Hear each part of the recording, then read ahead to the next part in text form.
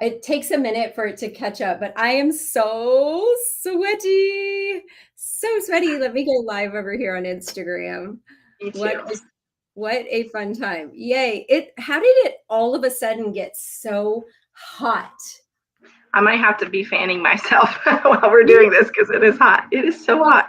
And I asked my son to make me ice water. So hello to you guys as we're getting started. We're going to see if it actually works. Sometimes it's wonky, so we'll see. I'm trying to see if it actually, let me look on Instagram to see if it went live. I see some people joining. So it's hotter than heck right now. I'm going to go onto my daughter's Instagram. So Lainey, if you're watching, I'm on your Instagram watching my Instagram. Yeah, it says we're live. So that's good. I'm going to watch comments there. So for those of you guys watching, this is Carina, and she is Hello. one of my students. I'm so excited to share your story today. So what I'm going to do is I just got a travel job request in Seattle, my favorite place to work, but I don't think my husband would be up for that. Anyway, so this is Carina. So what I'm going to do is I'm going to ask you a couple questions and then we'll dive into your birth story. I can't wait for them to hear some of the details. Yeah, it's pretty crazy. Spoiler alert, it's very crazy. I think I'm still in denial about how like crazy it is. I was just like, yeah, it's that's how it happened and whatever. But like, yeah, it's pretty crazy. So no, I'm so jealous of some of the aspects of it. Yeah, I would be too if it wasn't me. Yeah, no, it's a little bit much for yourself, but for a labor nurse geek, it's really exciting. Yeah. So, anyway, so sorry, hang on 1 second. Okay, no worries. Real life mom life here, you guys. Let me go. I'm going to go over here real quick and grab your pictures so that I can share them with everyone in just a minute. Oh my gosh, I'm sweating bullets. It is so hot in Nashville and it came out of nowhere. And of course, I'm wearing like a hot hat because my hair looks like poopy. Turn it down. Okay, so grab your picture. Gorgeous. My 4-year-old decided to take off all her clothes, and so that's what I'm doing right now. If it were appropriate, I would be doing this. My legs are hot. Yes, it is hot. Belly's hot. Okay. Yeah, I'm feeling you now. I am totally because I feel like taking my clothes off as well. It's completely acceptable to get naked right now. Completely acceptable because it is hot. And I don't know, where are you at, Carina? I'm in like Lancaster, PA. So you're hot. We're not that far north, but it's like 95 here today. Yeah, it's bad. Well, I don't know what the temperature is, but I wouldn't be surprised if it's not close to that because we just, like I was telling Carina, I just had a little day date with my 8-year-old and he's so sweet. He was like, this was the best day of my life. So I feel pretty privileged right now. Anyway, so let me go into the Facebook group and make sure the girls they were able to get on. I see people jumping on now. So I just want to make sure it's actually working. Yep, I see it. Good. Let me make sure everybody, hopefully. Tonight, we have another birth story that we're doing. We're going to be sharing Ashley's, and hers is pretty exciting too. And what I love about Ashley's is she was an induction. And what's really cool is she really planned her induction. She told her provider what she wanted, and her provider did it, which I thought was really cool. Okay, so let's go ahead and start. And what I would love for you to do is if you could share with everyone how you found us and why you chose our birth classes. Yeah, so Eliana, right now mommy is talking and you need to figure that out. Sorry. This might be a little interesting, but yeah, that's okay. No, I actually, I think I saw you on, it was either Facebook or Instagram, and saw an ad for specifically the, oh my word, the event. What's the Fearless? Yes, the Fearless Birth Experience. And I was getting close. I was in the 30s some weeks. Yeah. And I was really hoping to have this be an unmedicated or at least no epidural birth. And I knew I was going to need help with that. And so I felt like you seemed like you were the perfect balance of natural, that side of things, but also bringing in the medical side too, because I'm a nurse also. And so I like there to be a balance of both of those things. And a lot of ones, you know, they swing way to one side or the other. And I felt like you seemed like you mesh with what my goals and stuff were. So, and then I had mentioned your name to a couple of friends. Like, oh yeah, I like follow her on Instagram. She seems like, yeah, like kind of what you're going for. So yeah, it's so funny because lately I've had a lot of people say the same to me. They're like, you're like crunchy with a side of medical. Right, exactly. I like that because what I really want for people to know is that I'm going to lay it all out there for you, and then I'll support what you choose. Like that's my goal for you guys, to support what you choose. You know, every time I go live, one of my 7 children, one of them will call me, like every single time. There we go. That's what's happening here, except it's in person instead of a phone call. So. Well, mine are adults, so yeah, you know, it doesn't change. Anyway, okay, so so this is baby number 2 or 3? Number 3. 3. Yeah. So explain your first 2 births, like kind of give just a quick download. Because I think so my first was a C-section. She was a C-section because I was 41 weeks and I went in for my non-stress, and we failed that.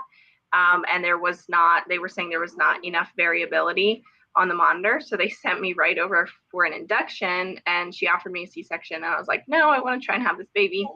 And then she was agreed to do Cervidil and try it out. And then like an hour later, she started having a decel or 2. And she's like, you're not even dilated. You're not even close. And like, you're already having decels. Like she needs to come out. So she was a C-section. And then my son was actually a VBAC. But it was about 24 hours labor because it was my first labor. I didn't have any labor with my first. And so it was 24 hours and it was all back labor. And so I ended up getting an epidural after about 16 hours, I think. And I was able to have him vaginally. But I was like, oh man, like I ended up with an episiotomy, and like there were just a couple things that I was like, I would rather not have this happen again. So and obviously he's in a wonky position. Yeah, right. And he didn't come out OP, but I feel like something had to have been funny in there before he came out. So yeah, that's definitely usually, you know, if you have like a significant back labor and just not progressing, you know, it definitely sounds like a wonky position. Okay, so now you're in our classes and you participated in the Hangouts, and we got to know you, and along comes this one. Yes. So so after taking the classes and knowing, you know, did you feel like you knew more options, and how did you feel after taking the classes?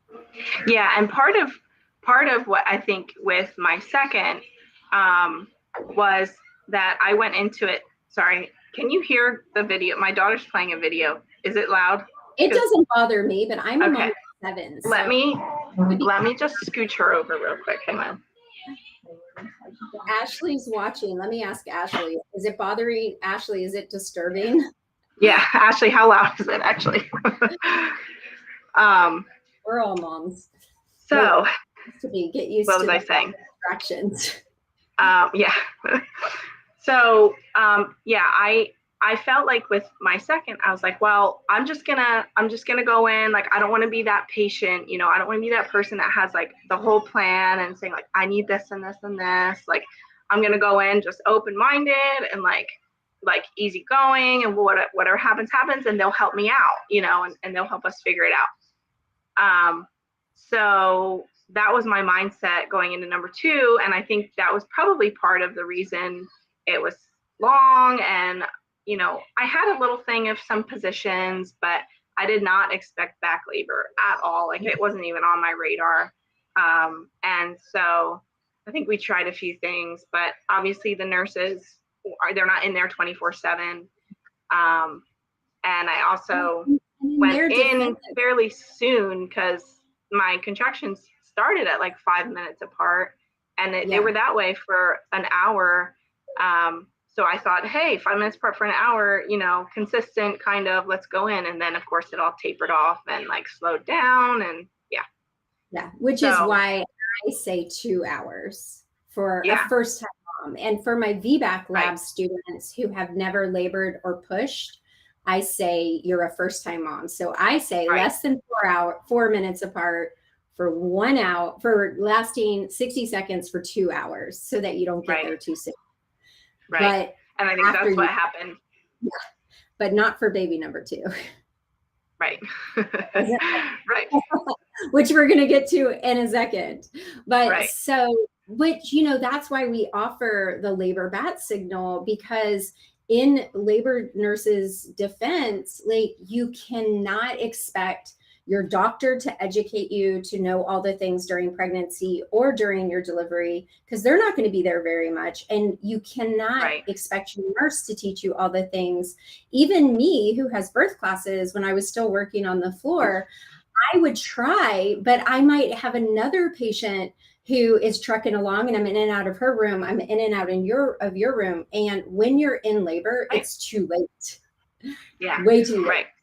So, yeah, so that's why we offer our labor bat signal, which you didn't get to really utilize too much. I remember your message. You were like, well, I didn't really need this all that much, but thank you anyway. Yeah, right. Thankfully, I didn't need it. So, you know, you used it a little, but yes. Right. So you've taken the classes, you know your options, you know your positions, you know the signs of what to do and when to do it. Right. Yeah. So and I think a big part. Oh, go ahead. Sorry, go ahead. No, you go ahead. I was just going to say, I think a big part of, obviously, of this time around, which was a much better experience, was knowing those things and knowing more about positions and more about, like, hey, once you're actually in labor, like, they can be helpful and stuff in the hospital, but like, it's not like they're there like coaching you, you know, all along the way. Like, they're in there as much as they can be, but and even being a nurse, like, I didn't know, because I'm not a labor and delivery nurse, and so it was all pretty much a first time experience for me the last time, and so I was able to learn from that, and like a lot of what, you know, some of the stuff I learned in your VBAC lab and positioning and all that. Yeah. Okay, so let's talk about the days leading up to going into labor. Like, what was that like this time? Did you have, like, as far as, you know, because I know with my VBAC lab students, and I know the answers to these questions, but for some of the moms that, even some of my moms, like Jessica, who just had her second VBAC, she's still struggling with some doubt and worry. The team was still putting some negativity out there for her and not trusting her body. Did you struggle with any of those things? Yeah, definitely. It was in the back of my mind a little bit, for sure. And I tend to be more of an optimistic person, sometimes, like, to a fault, and it can be a downfall. So I'm like, I need to remember to prepare that, like, even though I feel more prepared now this time, that doesn't mean, you know, emergency situations or things that you're not planned for won't happen. And so when I thought about that, I was like, oh, so what, I feel so much better going into this, but like, what if, emergency X, Y, and Z happens and we end up with, and then I'll be glad baby comes safely then, and I'm glad that those options are there. But yeah, I felt like I try not to dwell on that too much, because it can, that negativity can like spiral you down and then bring up a lot more anxiety and stuff. And so, yeah. But I really did feel that much more confident because of going through the course and it being, my next time around. It was, those thoughts came in, but I felt like I was able to do a good job of not dwelling on them because I felt a lot more confident. So what did you think about the hangouts and being able to have access to other VBAC moms and other pregnant moms, and to Taylor and I and Lene, because Lene was part of your journey as well, right? Yeah, a little bit. Came in towards the end. Yeah, and I feel like I love hearing birth stories, and I love hearing, especially when I'm pregnant and especially when I'm getting close to delivery. Like, I love hearing other people's stories and hearing all that. Like, I want all the details and like, give me everything, the good and the bad. Like, so I felt like it was super beneficial to be able to hear others who were either about to go through it or had just gone through it, or had, similar issues. And thankfully I had a very low risk pregnancy and I didn't have many issues but I knew that if there was something that came up, like, there's bound to be somebody on here that has gone through the exact same thing. And so that was like really encouraging, and it was just really neat to just hear other people's experiences and stories, like, and have a vast, more than just my like circle here at home. So. Well, and pridefully, it's funny because when I started the VBAC lab, I did not have the hangouts for my other birth class, for calm labor, confident birth. It was just the VBAC lab. And I did that specifically because of the negativity and the roadblocks that my VBAC students were facing. So I was like, oh, so here's what I'm going to do. I'm going to do a weekly coaching call it was a VIP upgrade that they could do. And it would be for 8 weeks. And it would be to just cement the education.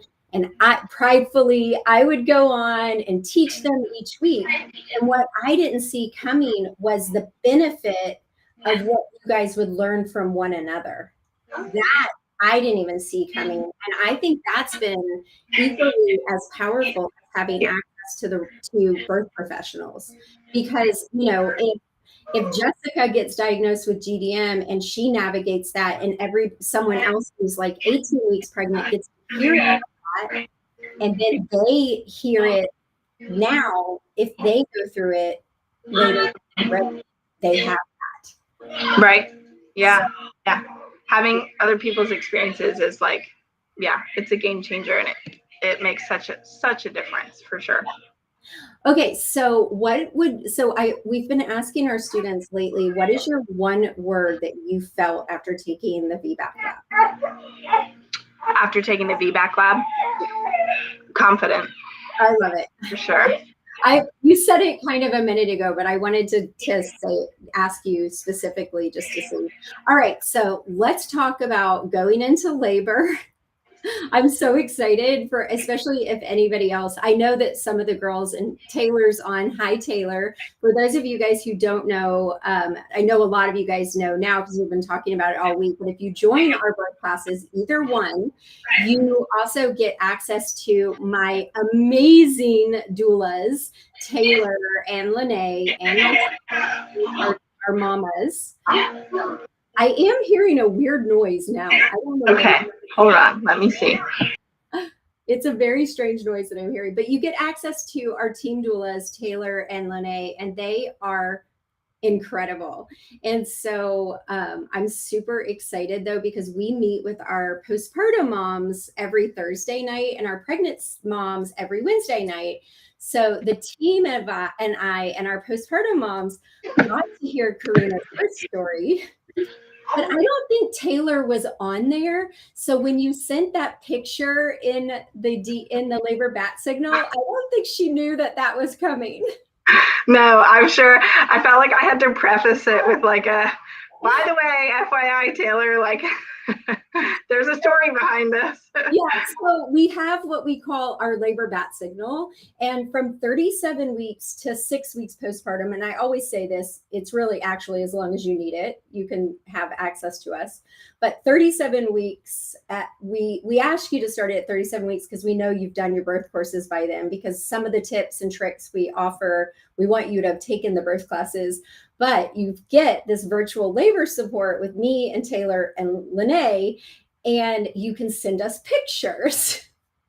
And so Carina everything had a very interesting experience when she was in labor, and when she was telling her birth story, she was telling us about this picture, and I was like, oh, I want to see that picture. So she sent it to me, and Taylor, poor thing, had no idea the picture was coming. So we'll get to that though. So tell us about how your labor started, the days leading up, some of the signs maybe that you had labor was coming, so that some of these mamas can hear. Okay, so traditionally in my past 2 pregnancies, I actually didn't have many Braxton Hicks or contractions, at least that I was aware of, going up to, going into labor. And it was kind of actually the same thing this time around. I had a few tightenings around the top, but nothing crazy until I did start to lose my mucus plug. And that to me was like the first sign of like, okay, something at least is happening, but I knew that didn't necessarily mean like, hey, I'm going into labor tomorrow. Like, you can lose that a week ahead of time. And yeah, so, but I knew something was happening. And I also hadn't gotten checked at all at any of my last appointments, because I also know that doesn't mean anything either. So I chose to not, because that's the way I wanted to do it. So I didn't know if I was dilated or anything like that. Let me think, was there anything else? I think it was mostly just the mucus plug, because again, like I said, didn't have many other contractions. So it would have been Easter Sunday, which would have been April 9th. We were at a big family like Easter dinner for lunch, and everyone's like, oh, you're still pregnant. And I was 40 and 2, I think 40 and 2 that day. And I'm like, yeah, and I don't feel like a ton of like pressure, or like I feel the same as I've felt for the past couple of weeks. So I was like, I could be here for another week, because both of my first 2 were 40. I was 41 weeks with both of them. So in my mind, I was going to 41. I still had 5 more days, and then a couple hours later, contractions started. So it was very interesting that I didn't have many pre-signs, like the typical pre-signs at all. Not even that morning. Like I didn't have anything super obvious, except for the mucus plug a couple days before that. So well, yeah. What's so interesting for those of you guys listening, that do you mind me talking? I don't know why it's echoing. It's weird. For those of you guys listening, I want you guys to really hear me. A lot of times the signs are really subtle and you can miss them.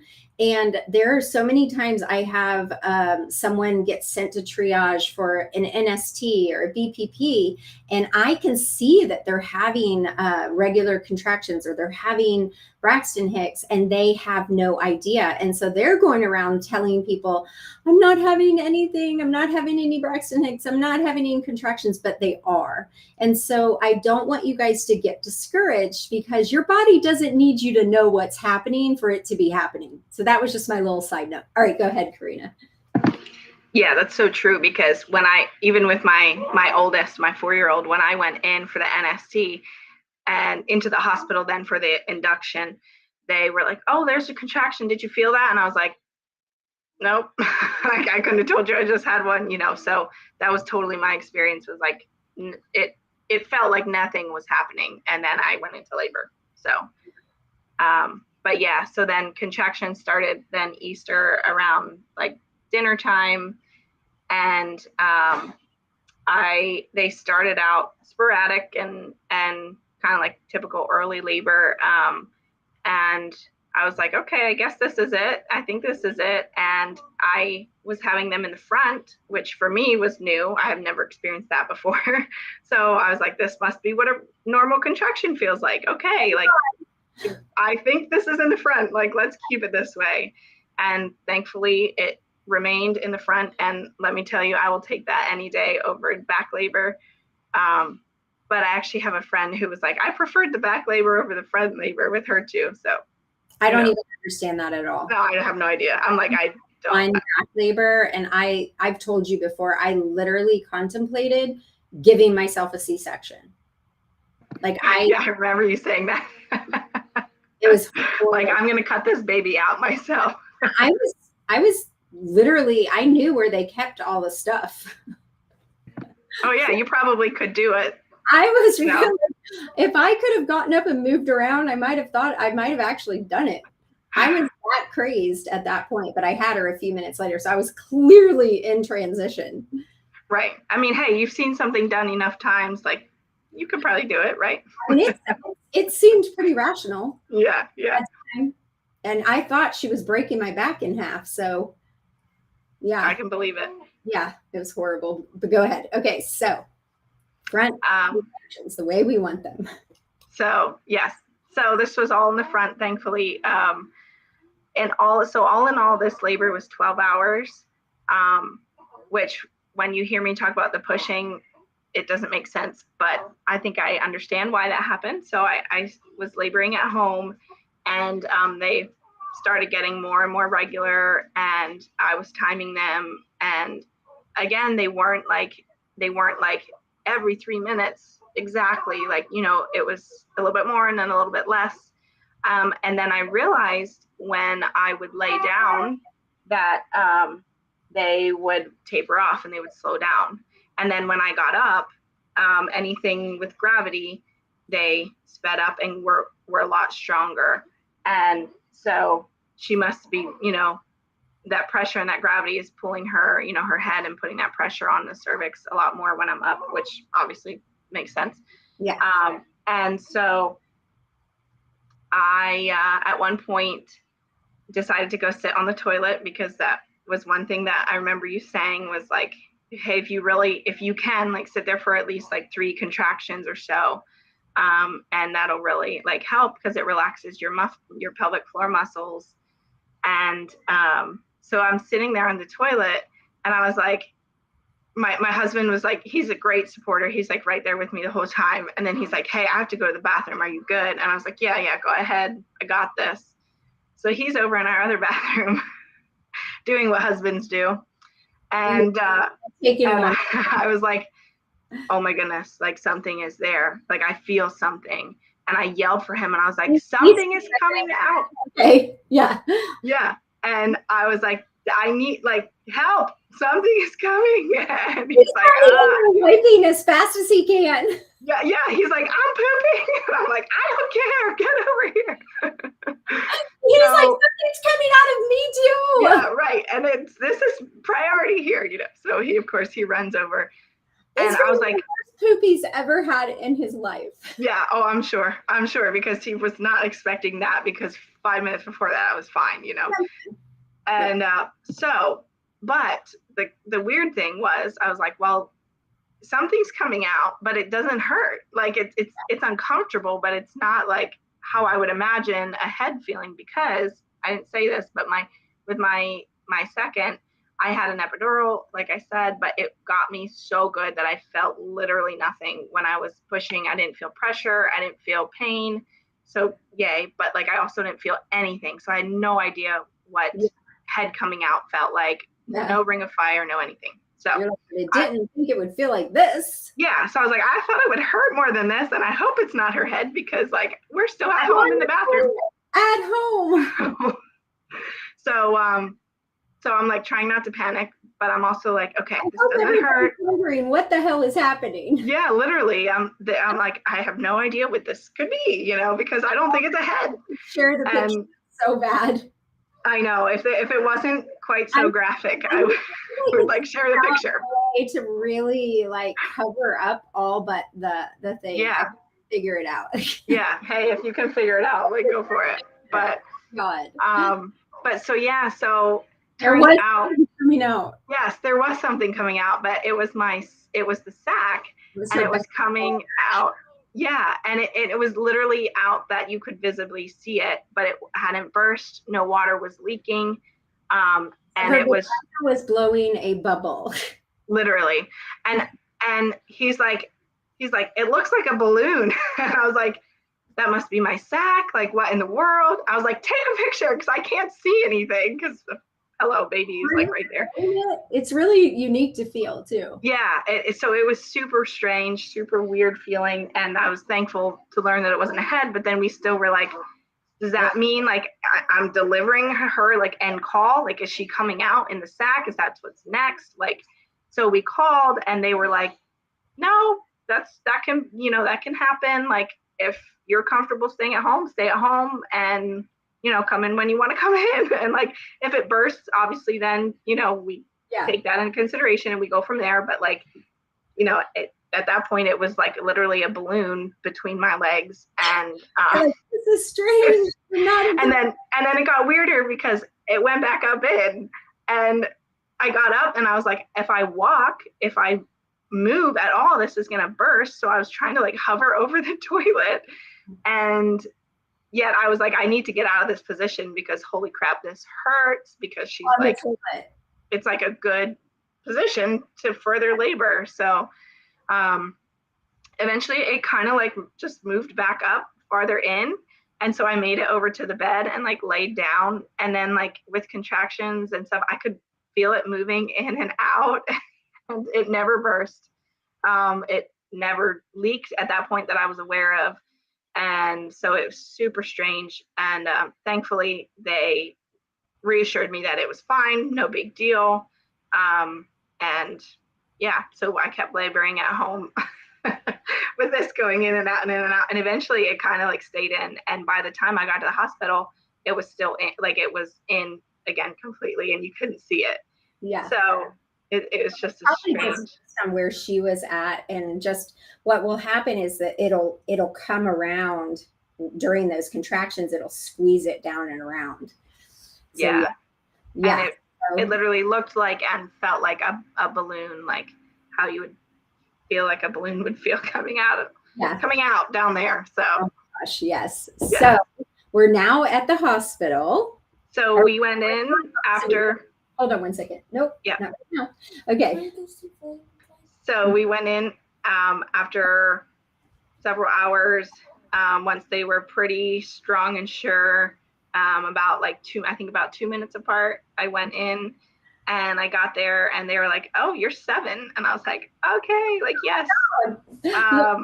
So I felt like I could labor at home because I felt like I had like, okay, these were some things that you had talked about that I could do. Like, a lot of like remembering to keep my jaw relaxed because I clench my jaw a lot when I'm stressed. And so like remembering to relax that, and then learning like, okay, when I laid down, things tapered off and slowed down. When I was up, things were a lot stronger and I could tell it was progressing. So I kind of played that game back and forth of like resting for a little bit and then being upright. And when I got to the hospital, like I said, I was 7, and at that point they were like, did your water break at all? And I was like, I don't think so. But I don't know. Like, I also had a lot of discharge the whole time. So it was almost hard to tell like if it was just that. And then at one point it did kind of trickle down my leg a little bit, but that was it. Like there was never a burst, never a gush. No Which more is constant. Surprising, honestly. Yeah, I was shocked. I thought, it would burst at some We're point. waiting for like the flood to come. Yeah, exactly. And that never happened. So so I was in the hospital then, and again, I was so tired at that point. I got in bed and I knew they were tapering off, but I was wrestling with like, can I rest here a minute? Or do we just like get this going and like push through the pain and stuff? And I laid in bed for a while, and it was probably close to an hour. Finally, my contractions were slowing down, and I was like, okay, let's do this. Got up and went to sit on the toilet in the hospital bathroom, and my sister-in-law was in there at that point, and my husband was so tired that he fell asleep on the couch, and they switched, and she went into the bathroom with me, and I was like sitting on the toilet, and I was like, I have to poop. And she's like, no, you don't. No. She's like, nurse, come here, nurse. And I was like, no. Like, I know the feel, like, I know this is poop. I know this is not a baby. And then like a minute later, I was like, oh, that's different. Hold on. Like, that's pressure. That is different. Like, something is there, and this hurts. This really hurts. And this is not the bag. Yeah, this is not the balloon. Like, this is something else. So I sat there, and I was like, okay, we got to get back over there. Like, I don't know what this is, but like, help, you know. And I was in that like so I was in transition, you know. Yeah. And labor. Yeah. And I stood up, and it, like, another really strong contraction came, and I was like, something is coming out. and so awake at this point. He woke up to that. He woke up to me like yelling. He's like, and yeah, he's like, well, this is happening. Okay. And I somehow like made it over to the edge of the bed, and the nurse was like, okay, like, hold on, like, what are we doing? And she checked, and I found out afterwards that her hand was holding the head as I'm standing there. And up until this point, again, I had been in bed, and things were really slow and like just kind of like status quo. And so she's holding the head with one hand, calling the midwife in on her phone with the other hand, squatting down on the floor. And one glove, that's it. Yep. And so she's doing that, and she's like, get it, try and get in bed. And I was like, I can't. If I lift my leg up, like, this baby's gonna fall out. And somehow I like hoofed it up into the bed, and the midwife and the team were all like running in, and the midwife had one glove on and didn't have time to gown up anything. She only had time for one glove, and she's like, the head was delivered at that point, like, as I'm like rolling over so she could see what's going on. And she's like, okay, are you ready to push? And I was like, really? What? No, I'm not. What is happening right now? So I literally couldn't get my brain and my muscles to communicate to, like, I was like trying to push, and I couldn't, like, nothing was happening. And they're like, you have to push now, like, push. And I was like, I can't. Yeah. So eventually it connected, and I did one push, and the rest of her came out. Well, and I truly think when you in transition, when you're like, what probably would have worked better is if you would have just slid down into a squat. Yeah. Instead of trying to tell your brain to get up into that bed. It was like too much to think of. Like, if you would have just squatted onto the bed, like Liz did, like next to the bed, into a natural position, like, you wouldn't have had to think so much. Exactly. It's kind of like those like coordination games where I can't think of them right now, but you know, where you have to like do like all. Yeah, right. Like at the same time, like, yeah, like that. Like, try to get your brain to do those things. Like, in transition, like, you've got a human head coming out of your vagina, and you're going to lift your leg up onto a bed and roll over at the same time. Like, what? Right. And I don't think they didn't know where we were at that point, because right before that I had been in bed. And she, at that point, she was like, yeah, this is happening. And I think they would have, if I would have been like, no, I'm squatting, I'm staying here, they would have went with it, because I feel like I have very supportive. Through, yeah. And so, but I couldn't, there was no processing any of that.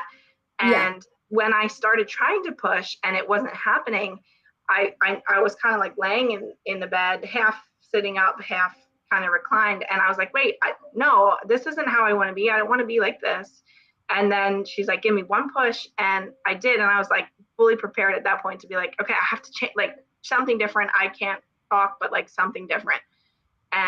But then she came out. So, so I didn't get to the point of being like, oh no, actually I would rather squat second babies are not as complicated. Yeah.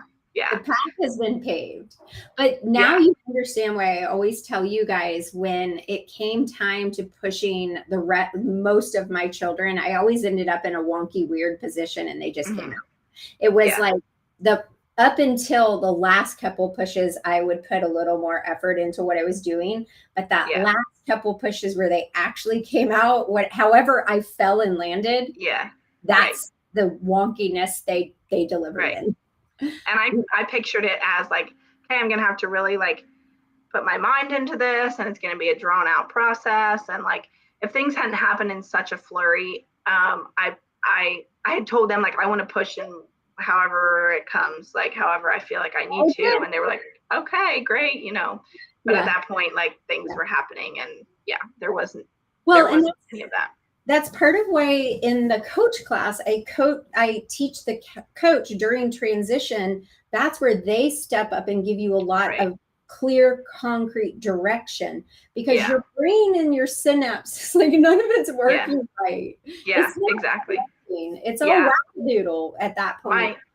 My sister-in-law said, she's like, I could see that like you trying to process like push a baby out, like we're here already, and then also like, wait, this isn't how I want to be. I don't want to be in this position. She's like, I could see you trying to like process all of that at the same time the baby's out. And I think if it would have been longer, like either her or my husband probably would have been like, hey, like let's try something else, like and so it just didn't get to that point. So and even if like, or someone could have said, no, she just wants to squat right here, like it probably would have, like, you know, and just directed you into that. But it is what it is. But exactly. I think it's important to note too, like what we talked about in the postpartum hangout, is that you've also had to process the quickness of it, and that really is, you know, that can be traumatizing in some ways. You have to work through what you thought it would be, and then it was very quick, and you know, especially because my labor at that point hadn't been, it wasn't like it was a 2-hour labor and then like we're into pushing, like it was you know, almost 12 hours at that point. So things had naturally gradually progressed, and they were always progressing, but I didn't think we would get to that point at that. So I think what happened was I was in bed for that period of time, and then must have been like fully dilated or almost. And all it took was me standing up and walking to the bathroom for her to be like, all right, game time, here we go. You know, like she was waiting for me almost to like get that gravity. And so, but it did really confirm for me, like, if you're not prepared going into it, like when things happen, like they're going to do what they default to in the hospital. And so if you're not prepared to either go against that, if it's not what you want, or to, you know, bring up a different idea, like it might not happen. And so again, it didn't need to for me then, but I had that split second, that one moment of like, wait, I don't want to do this. Like, but then it was over and gone. So if that would have been more drawn out, like I'm also very much a like non-confrontational person. So for even in that, like one thing for me to have to bring up, like, I don't want to do what you want me to do, that would have been hard for me to do. And so I think they would have been very supportive.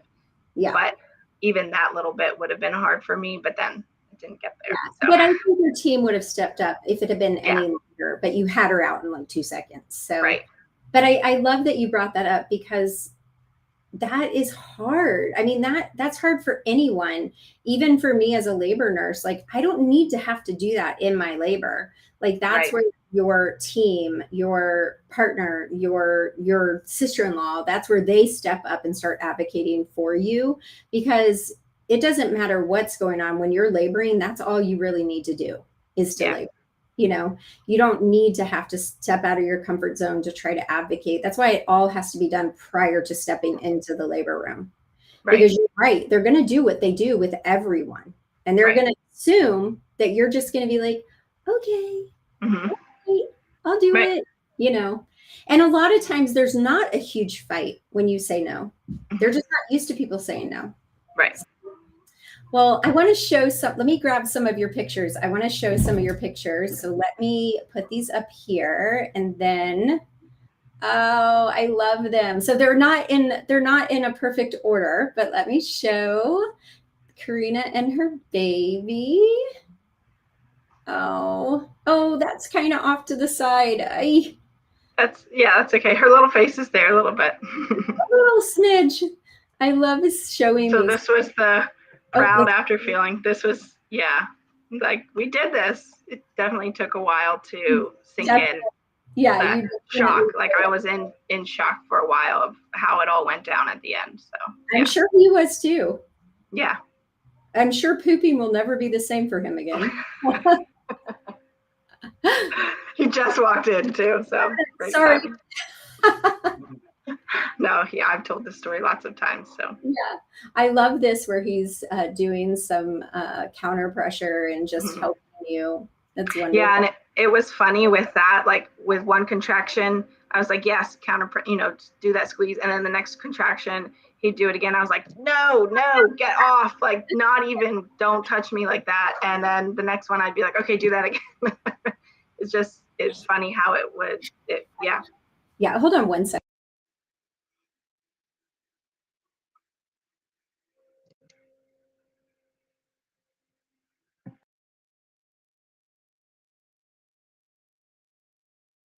Sorry, we're having a little pants emergency. Okay. Yeah, and that's something I taught last night in the partner support class is that you need to have like permission to be like, nope, not now, done. Because sometimes what works during one part of your labor won't work. Right. And I've seen some women who have a really hard time telling their partner, like, don't touch me. Yeah. So you need to have permission for that as well. Yeah. Well, I'm so happy that, go ahead. Sorry. No, I was going to continue on that thought. So that's fine. Go ahead. Well, I'm so happy that you came on today, and thank you so much for sharing. I'd love for you to also share like just what the postpartum hangouts have been for you, or, because that's been something that's really surprised Taylor and I and Lene and how much we've loved it. So I just want you to just share what that's meant for you as well. So I've only been able to make a couple of them, but just even in those, I feel like, hey, this is my third time postpartum. Like I kind of know what to expect, but like each baby is different. And I actually had a little bit of like a question with breastfeeding actually this time, which she started out great. And then something came up about 2 weeks later, and I was like, let me ask these girls and see if anyone, and sure enough, like 3 people were like, oh yep, same thing happened, same time, this is how we did it. I was like, great. Like, so it was super, super helpful with that, and having the chance to like bring up, hey, has this ever happened with you? And sorry, hang on. No, my son's going a little nuts too.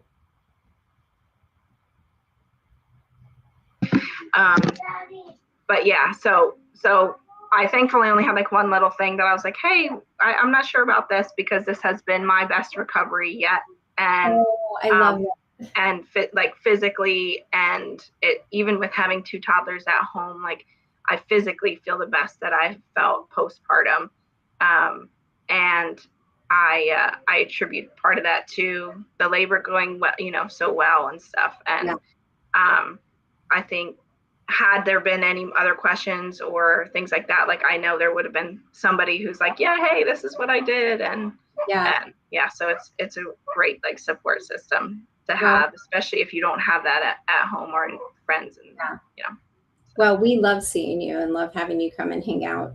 So for sure, we love your story. It's so exciting to hear. I loved hearing it again. And thank you so much for sharing with everyone and for coming on today.